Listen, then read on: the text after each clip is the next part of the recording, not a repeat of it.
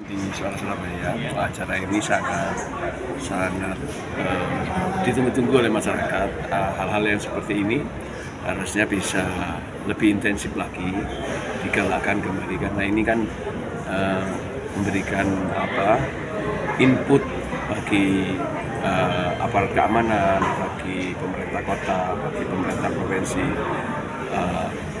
masalah-masalah dari akar rumput ya, dari semua stakeholder yang tadi diundang itu sangat diharapkan untuk mendapatkan solusi yang cepat, solusi yang lebih real lagi di lapangan, sehingga kejahatan-kejahatan yang tadi disampaikan itu bisa paling tidak ditekan supaya tidak semakin banyak kejadiannya, bahkan kita minimalisir nol, tidak ada kejahatan sama sekali. Itu input dari akar rumput seperti inilah yang perlu diintensifkan, dan bahkan kami sudah sampaikan juga bahwa perlu tidak hanya di Surabaya, tapi komandannya Surabaya gitu ya, mungkin di tempat-tempat umum atau di kampus-kampus gitu ya, ini perlu di cloning lagi, digiatkan lagi agar kewaspadaan kita, agar penyelesaian kita lebih holistik, lebih terintegrasi terhadap gangguan-gangguan keamanan ini bisa diselesaikan oleh pengambil kebijakan, baik itu dari Pak Polrestabes Surabaya maupun dari Pak Wali Kota maupun dari Pak Presiden.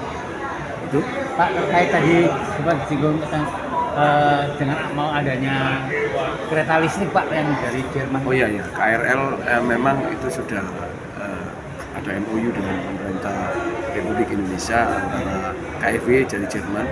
Mudah-mudahan nanti secara time schedule nanti sekitar tahun 2025 itu mulai dilakukan pembangunan fisik ya, pembangunan fisik untuk rute yang pertama.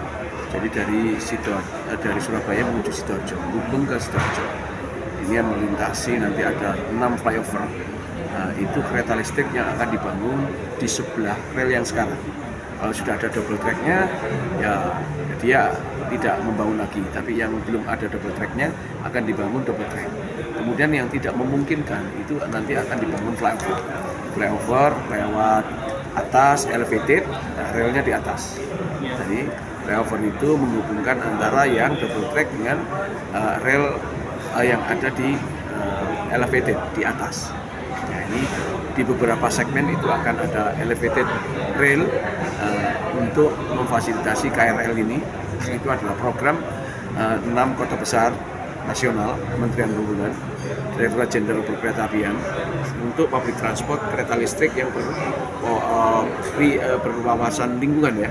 Jadi kereta yang rendah emisi, tidak menyebarkan emisi. Jadi green transportation, green infrastructure. Ini Surabaya salah satunya.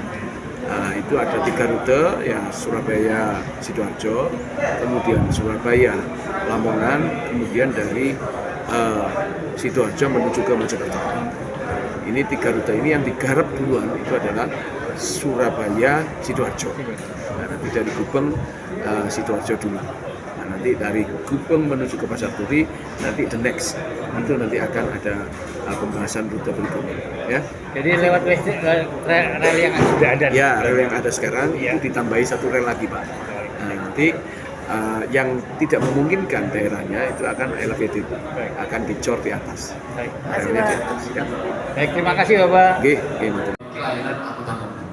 Ya kita karena luas wilayah kita sangat luas, kita fokus pada gerbang kertasusila yang tadi disampaikan kalau Jakarta, Jabodetabek.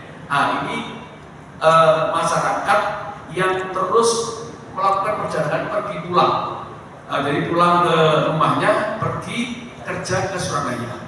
Rumahnya itu di mana? Di IKS tadi itu. Biasanya rumahnya mereka itu ada di Sidoarjo, di Gresik, di Bangkalan, kemudian di Mojokerto, kerjanya di Surabaya, bahkan sampai Lampung. Nah, inilah yang kita sasar dulu sebelum kita berdiri Jawa Timur. Karena ini memang betul ini adalah anggaran subsidi. Karena apa?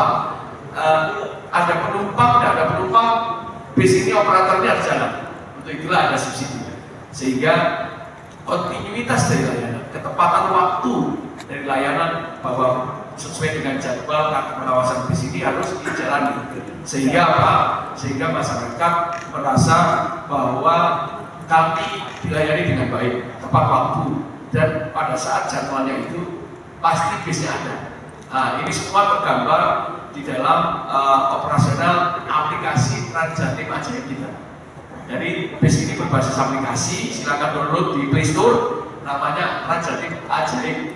Transjatim Ajaib itu di Play Store sudah ada. Jadi semua bis berapa di koridor 1, 2, 3 itu semua ada.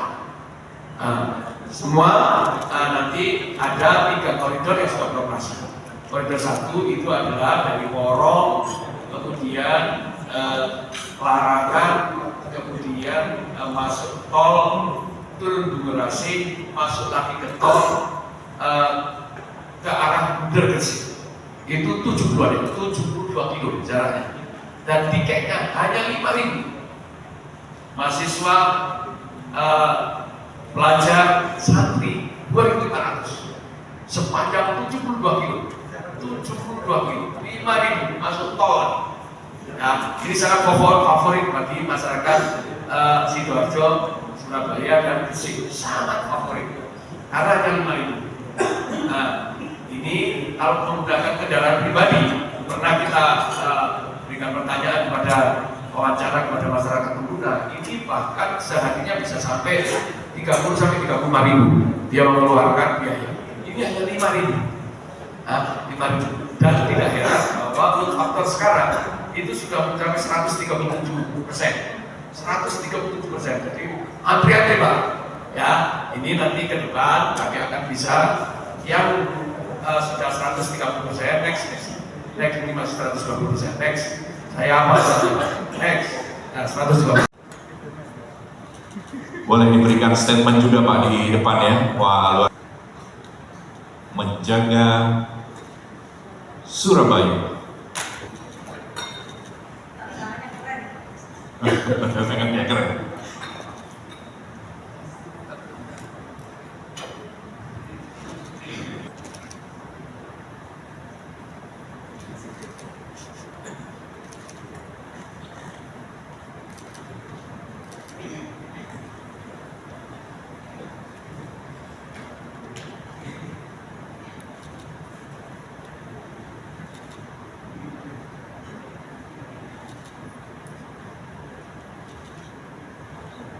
Tepuk tangan sekali lagi.